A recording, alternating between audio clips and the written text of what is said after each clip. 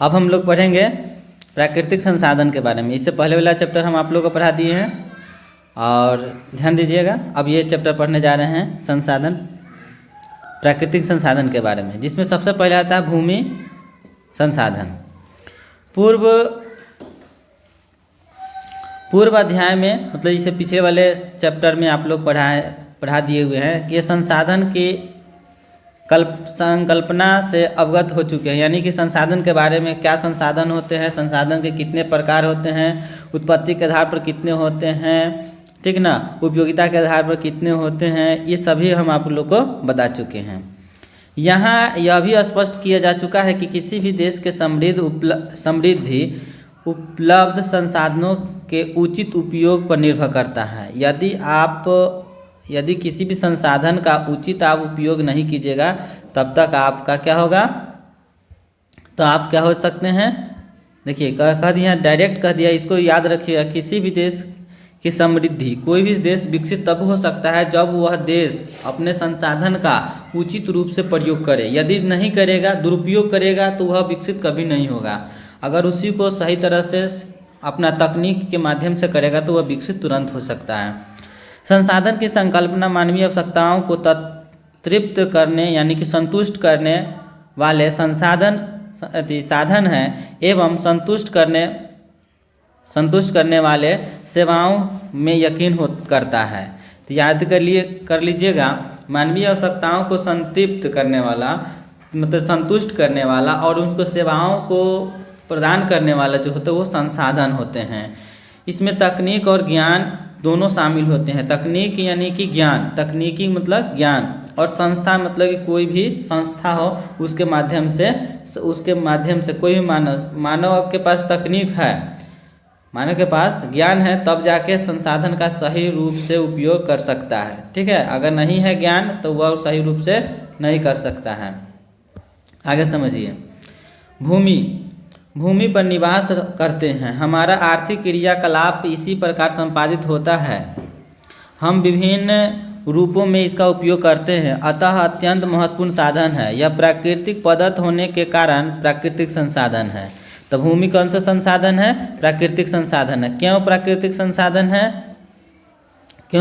संसाधन है? क्योंकि यह जो है प्रकृति से प्राप्त किया जाता है, यह प्रकृति का देन है। कृषि, वानिकी, पशुचारण, मत्स्य खनन, वन्यजीव, परिवहन, संचार जैसे आर्थिक क्रियाएं भूमि पर संपन्न होते हैं। इसी कारण ये मौलिक संसाधन है। तो आपसे पूछेगा मौलिक संसाधन क्या है, तो जो भी चीज़ जो भी संसाधन आपका भूमि पर होते हुए सब के सब मौलिक संसाधन के अंतर्गत आ जाते हैं। जैसे में आपका हो जाएगा, जैसे आपका इसके अंतर्गत हो जाएगा आपका कृषि, वानिकी, पशुचारण, मत्स्य खनन, वन्यजीव, परिवहन, संचार, ये सभी के सभी आपका क्या है, आपके आर्थिक क्रियाओं को पूर्ति करते हैं। आर्थिक जीवन को चलाने के लिए आपको पूर्ति करता है, इसलिए इसको आप लोग मौलिक संसाधन बोल सकते हैं। इतने व्यापक रूप उपयोगी होने के बावजूद यह सीमित संसाधन है। याद रखिएगा, सीमित संसाधन है। सीमित संसाधन कौन कौन है? आपका हो गया कृषि, वानिकी, पशुचारण, ये सब के सब सीमित संसाधन है। सीमित संसाधन है या, ठीक है। आगे, अस्तु यह आवश्यक है कि उपलब्ध भूमि का विविध उद्देश्यों की पूर्ति के लिए सावधानी पूर्वक एवं नियोजन के रूप में उपयोग किया जाए। अब ध्यान दीजिएगा, ये टॉपिक इसको समझना बहुत ही ज़रूरी है। ठीक है, इसको समझना बहुत ही ज़रूरी है, और यहाँ से क्वेश्चन हर साल आता है। ठीक है, देखिए, भूमि संसाधन कई भौगोलिक रूप से जो होता है, यह भूमि जो भारत का जो भौगोलिक है, जो भूमि है, वह कितने रूप में बटा हुआ? 3 तरह का बटा हुआ है। एक आपका बटा हुआ पर्वत के रूप में, एक बटा हुआ पठार के रूप में, एक बटा हुआ है मैदान के रूप में। ठीक है, यहाँ जैसे कि देखिए, यहाँ आपका मैदानी भाग है। मैदानी भाग कितना दिया है? याद रखिएगा, 43% मैदानी भाग है। और आपका भारत का जो भूमि है उसमें 27% जो है पठार है। क्या है? 27% पठार है, और आपका 30% जो है पर्वत है। याद रखिएगा। तो वही बात यहाँ भी लिखा हुआ है, ध्यान से समझ लीजिए। क्या लिखा हुआ है, जैसे पर्वत, पठार, मैदान, भूमि, निम्न भूमि, ठीक है, और घाटियाँ इत्यादि, ये विभिन्न स्वरूप जलवायु से भी प्रभावित होते हैं। भारत भूमि संसाधन में संपन्न है। भारत जो है भूमि संसाधन में संपन्न है। यहाँ कुल उपलब्ध भूमि का लगभग 43% जो होता है मैदान का विस्तार है, जो कृषि उद्योग के विकास के लिए उपयोगी है। वहीं आपका 30% भाग जो है पर्वतीय है,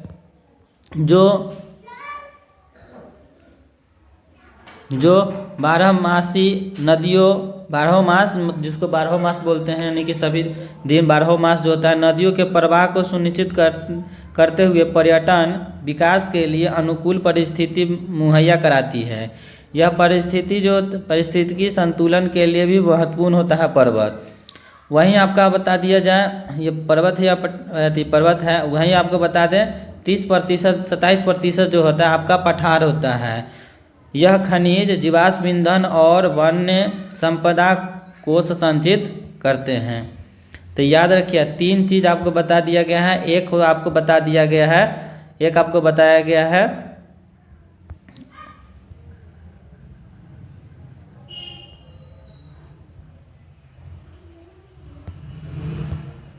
चलिए ध्यान दीजिएगा, यहाँ पे 3 चीज़ आपको बताया गया है। एक आपका बताया गया है मैदानी क्षेत्र, दूसरा बताया है पर्वत क्षेत्र और तीसरा बताया है आपका पठार क्षेत्र। तो याद रखिए पठार क्षेत्र कितना है, 27%, आपका 27% है। वही आपका पर्वत क्षेत्र जो है 30% है, और यही आपका मैदानी क्षेत्र जो है 47% है। कितना है, 47% है।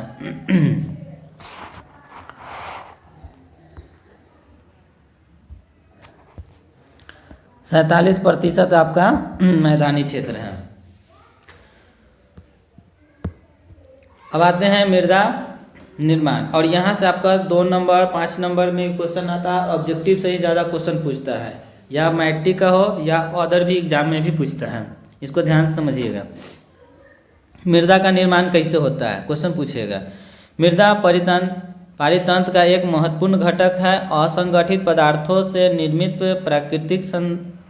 पृथ्वी की सबसे ऊपरी परत जो होता है मृदा कहलाती है। याद रखिए क्वेश्चन ऑब्जेक्टिव यहाँ से बन चुका है।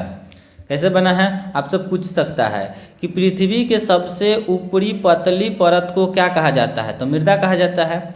समझ में आया।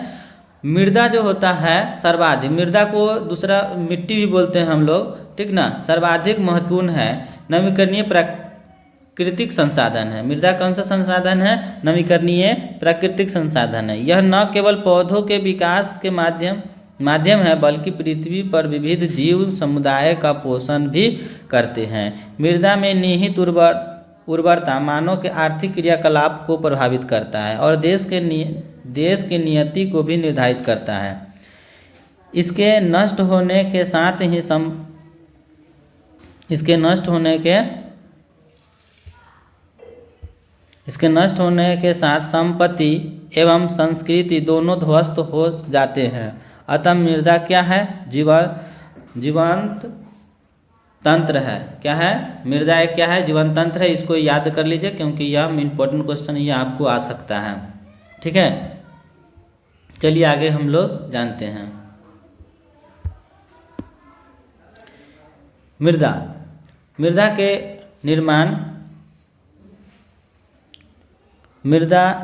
एक लंबी अवधि या कोई भी मिट्टी जो होती है वह तुरंत ही नहीं बन जाता है, काफ़ी समय इसको लग जाता है बनने के लिए। इसलिए कहा जा रहा है कि मिट्टी का निर्माण जो होता है मृदा यानी कि मिट्टी निर्माण एक लंबी अवधि में पूर्ण होने वाली जटिल प्रक्रिया है। कैसी प्रक्रिया है, जटिल प्रक्रिया है। कुछ सेंटीमीटर गहरी मृदा यानी कि मिट्टी के निर्माण में लाखों वर्ष लग जाते हैं।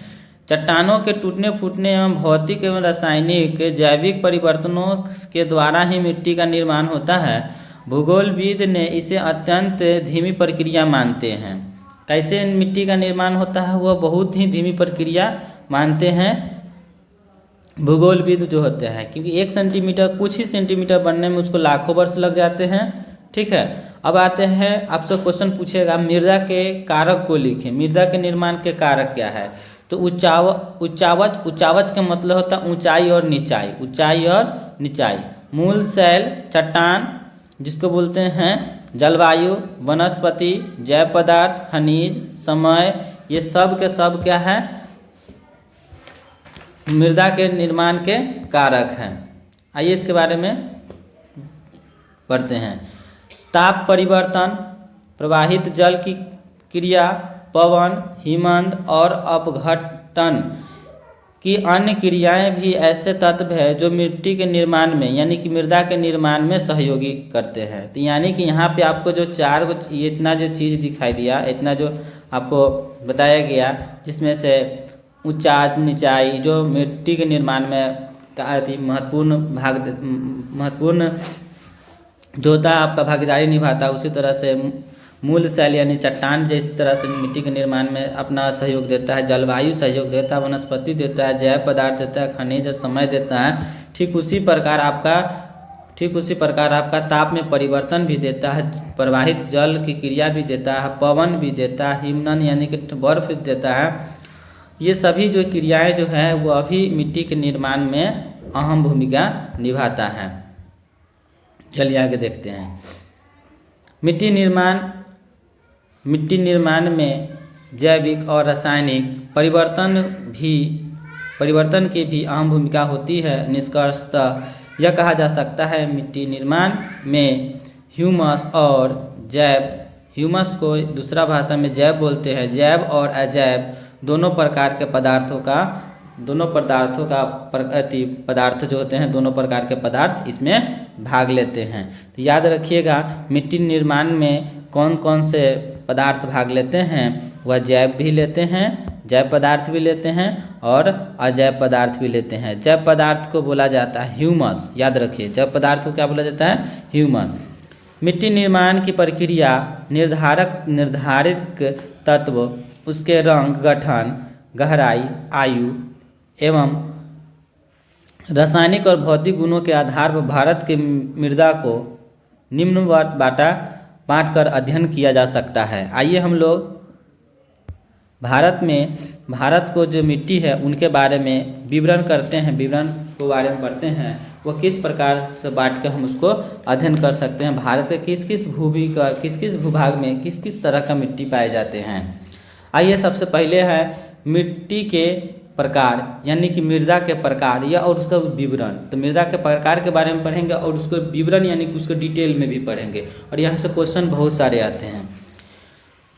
भारत के उच्चावच और भू आकृति, जलवायु एवं वनस्पति में विविधता पाई जाती है। इसकी वजह से मिट्टी को 6 प्रकार की मृदाएं विकसित हुई है। यानी कि भारत में कितनी तरह की मिट्टी है, भारत में 6 तरह की मिट्टी के बारे में हम लोग पढ़ेंगे, ठीक है। चलिए ये भूमि संसाधन की गुणवत्ता के आधार पर है। याद रखिएगा जो हम लोग मिट्टी के बारे में पढ़ेंगे यहाँ पे 6 प्रकार के मिट्टी के बारे में, वह किसके आधार पर है, भूमि संसाधन की गुणवत्ता के गुण के आधार पर है। यहाँ इसका वर्णन क्रमशः किया जा रहा है। चलिए सबसे पहले उसमें आ जाता है जलोढ़ मृदा। जलोढ़ मृदा किसे कहते हैं? जलोढ़ मृदा जो होता है भारत में विस्तृत रूप से फैली और सर्वाधिक मृदा है।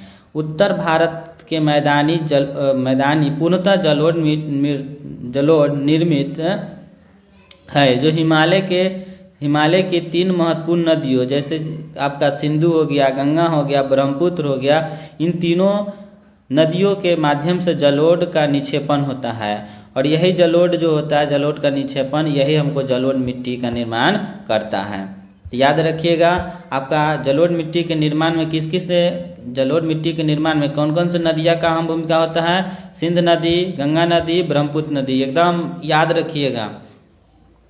और यह कौन कौन सा जगह पे पाया जाता है, ध्यान समझिएगा। राजस्थान एवं गुजरात में भी एक सरकरी पट्टी के रूप में मृदा का प्रसार है। यानी कि जलोढ़ मृदा जो है उत्तर भारत के साथ साथ आपका गुजरात में भी है और राजस्थान के कुछ भाग में आपको देखने को मिलते हैं। पूर्व के तटवर्ती मैदान, तटीय मैदान जो स्थित महानदी है, गोदावरी है, कृष्ण है, कावेरी है, ये नदियाँ जो है द्वारा निर्मित डेल्टा का भी निर्माण जो होता है जलोढ़ से ही जुड़ा हुआ है। यानी कि आपके याद रखिएगा कि आपका जलोढ़ मिट्टी के निर्माण में आपका तीन जो आपका पहले नदी है, सिंधु, गंगा और ब्रह्मपुत्र नदी हैं, ठीक ना। यह हिमालय के तीन नदियां हैं और इसके साथ साथ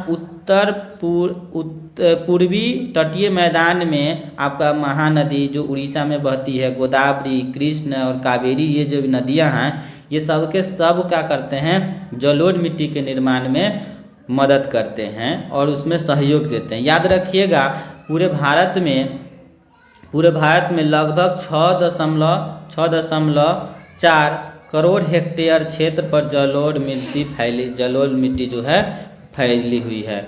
इसको बढ़िया से याद रखिएगा। इस टॉपिक को जो अंडरलाइन करके समझाते हैं उसको बढ़िया से देखिए और कॉपी पर नोट कीजिए, कॉपी किताब में अंडरलाइन कर लीजिए और इसको याद कर लीजिएगा, एग्जाम में आपके आना ही आना है। आगे जलोढ़ मिट्टी का गठन जो होता है बालू, सिल्ट, मृत्तिका के विभिन्न अनुपात से होता है। इसका रंग धुंधला से लेकर लालिमा लिए भूरा होता है। अब जलोढ़ मिट्टी का रंग कैसा होता है, धुंधला से लेकर लालिमा लिए रंग भूरे रंग का होते हैं। इस मृदा के कण नदी के मुहाने से घाटी के ऊपर और क्रमशः बड़े होते जाते हैं। ऐसी मृदाएं पर्वत पदीय क्षेत्र में बने मैदानों जैसे द्वार, जैसे चौर और तराई में आमतौर पर मिलती है। इसके कणों पर घटकों के अलावा मृदा की पहचान इसके आयु से भी होती है। आयु के आधार पर जलोढ़ मृदा को 2 प्रकार में बांटा गया है। याद रखिए, यहाँ से क्वेश्चन पूछता है जलोढ़ मिट्टी के बारे में यदि आपसे पूछेगा मृदा के बारे में तो यहाँ से क्वेश्चन पूछ देता है। और यहाँ पे याद रखिएगा जलोढ़ मिट्टी को आयु के आधार पर 2 भागों में बांटा गया है, एक पुराने और जलोढ़ मृदा, एक नवीन जलोढ़ मृदा। पुराने जलोढ़ मृदा में कंकर पाया जाता है, बंजरी की मात्रा अधिक होती है और इसे बांजर भूमि भी बोला जाता है। बांजर भूमि यानी बांजर जलोढ़ भी बोला जाता है, याद रखिएगा। जिसमें कंकर पत्थर जो भी होते हैं जो आप लोग देखते होंगे वो सभी जो होते हैं आपका जलोढ़ मृदा के अंतर्गत आते हैं। तो कौन सा जलोढ़ मृदा, पुरानी जलोढ़ मृदा। जो पुराने समय में जो बहुत पुराना जो ज़मीन होगा वहाँ पे आपको कंकर पत्थर आपको देखने को मिलेगा, तो वो समझ लीजिए वो भी जलोढ़ मिट्टी ही है, लेकिन वह बंजर है। बंजर, अब आगे ध्यान दीजिएगा, बांगर जिसको बांगर बोला जाता है, बांगर की तुलना में महीन जलोढ़ में महीन कण पाए जाते हैं जिसे हम लोग खादर कहा जाता है। किसको कहते हैं, उसको नवीन जलोढ़ मृदा को हम लोग क्या बोलते हैं, खादर बोलते हैं। और पुराने जलोढ़ मृदा को हम लोग बोलते हैं बांगर, तो बांगर बोलते हैं। और खादर में बालू एवं मृत्तिका का मिश्रण होता है, ये काफ़ी उपजाऊ होते हैं। तो याद रखिएगा बांगर की तुलना में खादर जो जलोढ़ मृदा तो काफ़ी उपजाऊ होता है। और याद रखिएगा जलोढ़ मृदा में पोटास होता है, जलोढ़ मृदा में फास्फोरस होता है, जलोढ़ मृदा में आपका चूना पाया जाता है। ये सभी जैसे तत्वों के प्रधानता होती है, जबकि इसमें नाइट्रोजन एवं जैविक पदार्थों की कमी होती है, यानी कि ह्यूमस की कमी होती है। यह मिट्टी गन्ना के लिए, चावल के लिए, गेहूं के लिए, मक्का के लिए, दलहन के लिए जैसी फसलों के लिए उपयुक्त मानी जाती है, यानी काफ़ी उपजाऊ होता है, याद रखिएगा। तो जलोढ़ मृदा कौन से फसल के लिए उपयुक्त मानी जाती है, वह गन्ना के लिए मानी जाती है, चावल के लिए, गेहूं के लिए, मक्का के लिए, दलहन के लिए। ये सभी फसलें जो होती हैं जलोढ़ मृदा में काफ़ी अच्छी होती है। अधिक उपजाऊ होने के कारण इस मिट्टी को जलोढ़ मिट्टी पर गहन कृषि की जाती है, परितः इनकी जनसंख्या घनत्व का भी ऊंचा है। यहाँ पे है ये जलोढ़ मिट्टी जो होता है, जलोढ़ मिट्टी जो है वह आपका ज़्यादा मात्रा में जैसे फसलों का, जैसे कि गन्ना हो गया, चावल, गेहूँ, ये सभी दलहन फसल हो गए, ये सभी फसल यहाँ पे काफ़ी मात्रा में उपजाऊ हो जाते हैं। इसलिए इस फसल में लोगों की जनसंख्या या इस मैदान में जलोढ़ मृदा के जो मैदान होता है वहाँ पे जनसंख्या ज़्यादा होता है, वहाँ पे आदमी ज़्यादा रहते हैं। और एक तो इम्पोर्टेंट चीज़ हम इससे पहले वाले क्लास में ही बता दिए थे आपको कि कहीं भी आपको इस चैप्टर में आपको क्या आप जानते हैं? ये जो क्वेश्चन देगा याद रखिए, वहाँ से 100% रहता है क्वेश्चन आता है। याद रखिएगा, उत्तर बिहार में बालू प्रधान जलोढ़ को दियरा भूमि कहा जाता है, और यह जो है मक्का के लिए विश्व प्रसिद्ध है। याद रखिएगा, जहाँ पे बालू की मात्रा ज़्यादा हो जाए तो बालू वाले जलोढ़ मिट्टी होता है वह आपका मक्का के लिए काफ़ी प्रसिद्ध होता है, और यह कहाँ पाया जाता है? उत्तर बिहार में। ठीक ना, उत्तर बिहार में जो पूर्वी चंपारण हो गया वो सब उत्तर बिहार के अंतर्गत आ जाएगा। ठीक है, समस्तीपुरी सब बगल, ध्यान दीजिएगा। अब आते हैं काली मृदा। काली मृदा जो होता है काफ़ी, देखिएगा, यह हम लोग आम भाषा में बोलते हैं चौवर का जो खेत होता है वो काली मृदा के अंतर्गत आता है, जहाँ एक दरार पड़ जाता है। आइए इसके बारे में जानते हैं। और काली मृदा जो होता है इसको जो बोला जाता है यह कपास के लिए काफ़ी उपयुक्त होता है। चलिए हम लोग बारी बारी से जानते हैं। दूसरा नंबर है काली मृदा। इस मिट्टी का रंग काला होता है, जो उपस्थिति इसमें जो होता है एल्युमिनियम एवं लौह यौगिक के कारण होता है। तो काली मृदा का जो रंग होता है काला इसलिए होता है क्योंकि उसमें एल्युमिनियम की मात्रा ज़्यादा है और उसमें लोहे की मात्रा ज़्यादा है। इसलिए यह कपास की खेती के लिए सर्वाधिक उपयुक्त मानी जाती है, जिस कारण इसे काली कपास मृदा भी कहा जाता है।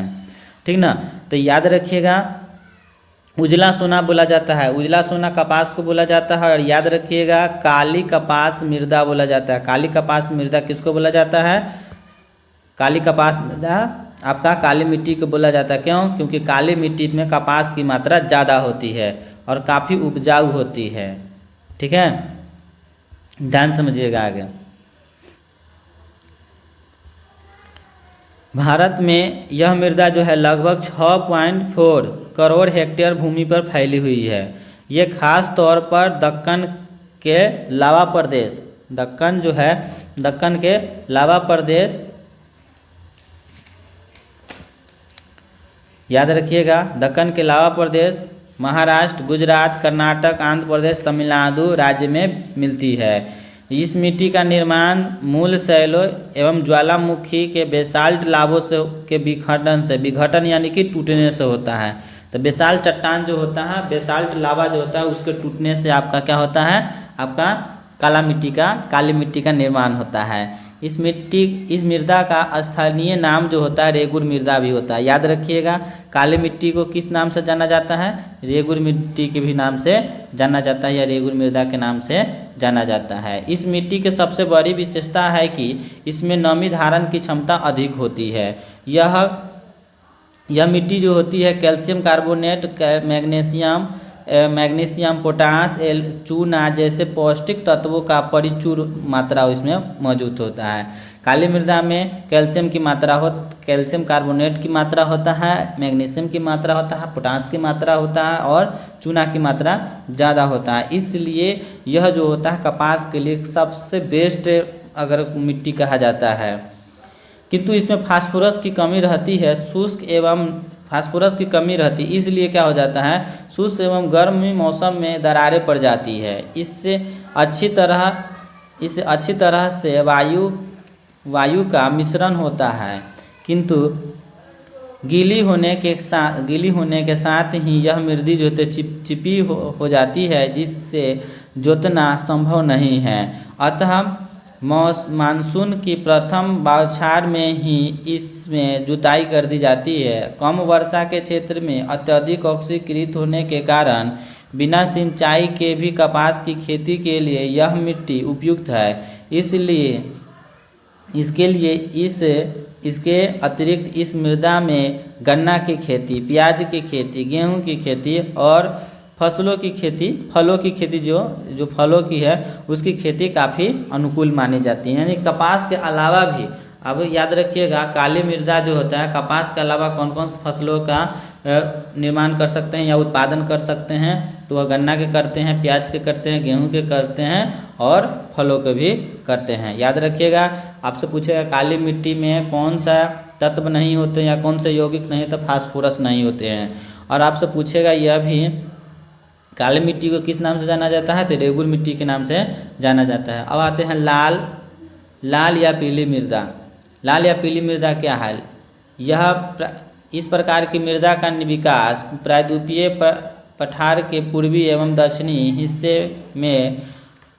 हिस्से में रवेदार आग्नेय चट्टान के द्वारा सामान्यतः 100 सेंटीमीटर से कम वर्षा वाले क्षेत्रों में हुआ है।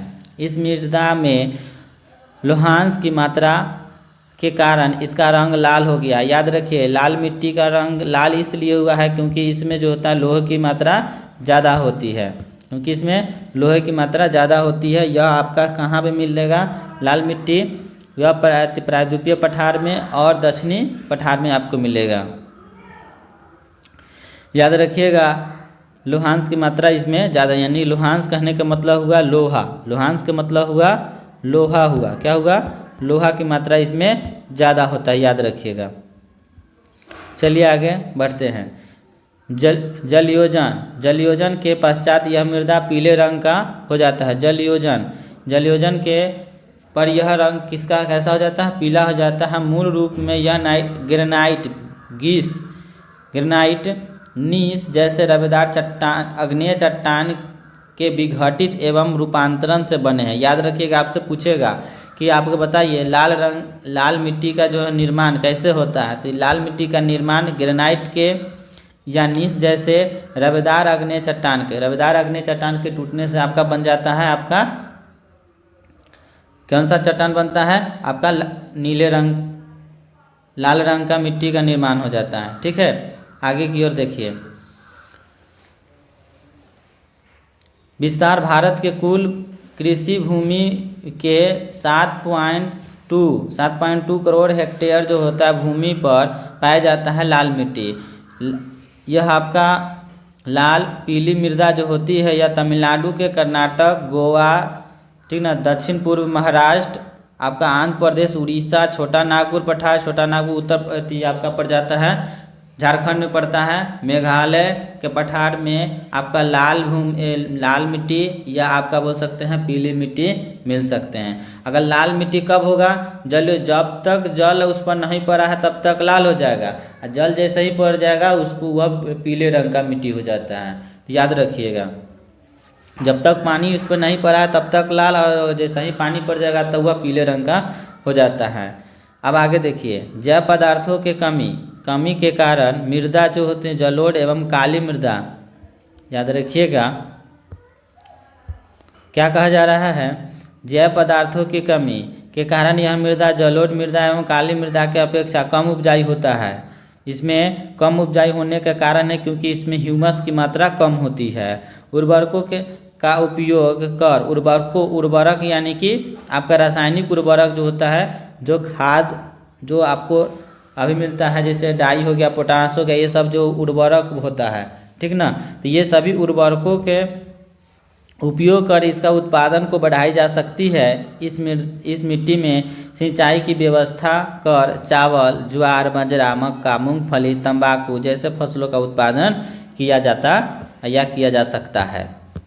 आगे है चौथा नंबर में है आपका लेटेराइट मृदा। लेटेराइट शब्द जो है तो लेटेराइट शब्द की उत्पत्ति जो है लेटर शब्द से हुआ है, ग्रीक शब्द लेटर से हुआ है, जिसका शाब्दिक अर्थ होता है ईंट। इस प्रकार के मिट्टी का विकास जो उच्चतम तापमान एवं अत्यधिक वर्षा वाले क्षेत्र में हुआ होता है। लेटेराइट मृदा भारत में इस मिट्टी यानी लेटेराइट मिट्टी का जो विस्तार है वह 1.3 करोड़ हेक्टेयर से भी अधिक भूभाग पर है।